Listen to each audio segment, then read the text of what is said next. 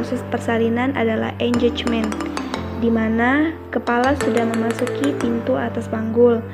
Dengan adanya kontraksi, maka kepala akan terus turun, dan proses penurunan ini disebut dengan descent.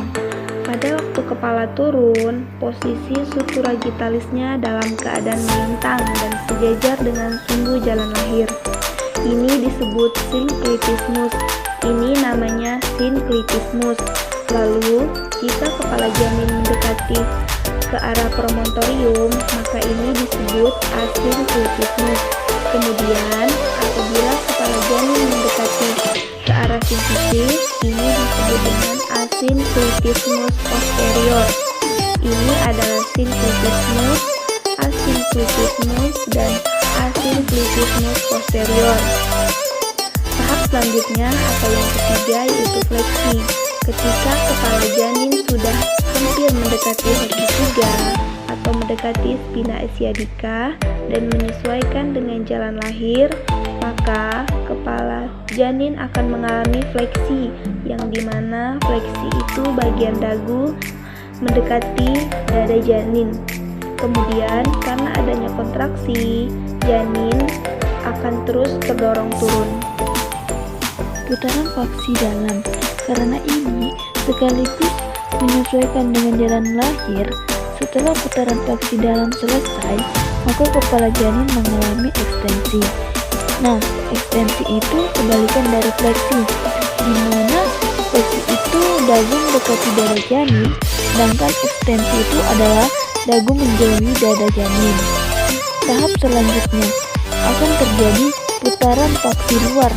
Putaran faksi ini bisa terjadi karena bahu menyesuaikan dengan sumbu jalan lahir. Setelah putaran faksi luar selesai, maka terjadilah eksklusi, yang dimana janin akan lahir seluruhnya. Nah, posisi janin saat keluar itu bukan lurus, tapi mendongak ke atas. Selanjutnya, tulang-tulang yang menyusun panggul. Tulang panggul terdiri dari 4 buah tulang, yaitu pertama, 2 buah tulang pangkal paha atau os coccygeae. Yang kedua, 1 buah tulang kelangkang atau os sacrum. Terus yang ketiga, 1 buah tulang tungging atau os coccygeus. Selanjutnya, ukuran dalam panggul. Yang pertama itu conjugata vera, yaitu perbatasan dari tepi atas simfisis sampai ke promontorium. Tidak dapat diukur secara klinis. Ukurannya itu kurang lebih 11 cm. Yang kedua, conjugata diagonalis, yaitu tepi bawah simfisis sampai ke promontorium.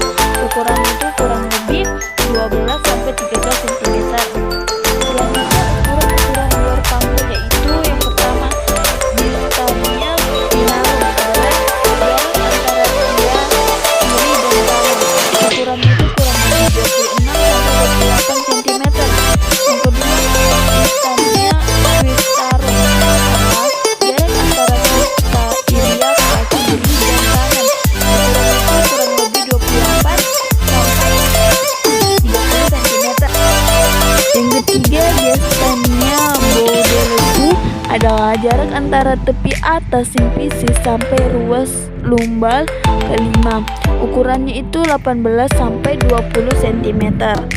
Terus yang terakhir, lingkaran panggul adalah dari tepi atas simfisis ke pertengahan sias, lalu ke proxeus lumbal kelima, kembali ke pertengahan sias dan kembali di tepi atas simfisis.